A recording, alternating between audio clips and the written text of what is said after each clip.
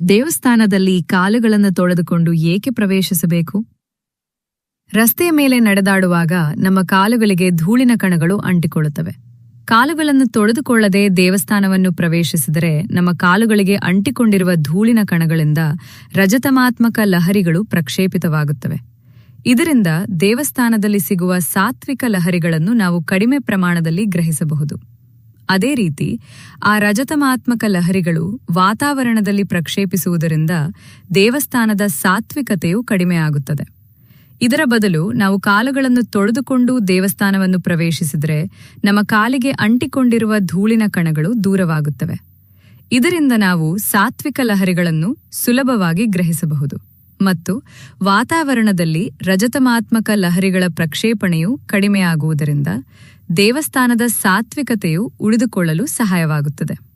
ಹೆಚ್ಚಿನ ಮಾಹಿತಿಗಾಗಿ ಓದಿ ಸನಾತನ ಸಂಸ್ಥೆಯ ಗ್ರಂಥ ದೇವಸ್ಥಾನದಲ್ಲಿ ದೇವರ ದರ್ಶನ ಪಡೆಯುವ ಮೊದಲಿನ ಕೃತಿಗಳ ಶಾಸ್ತ್ರ.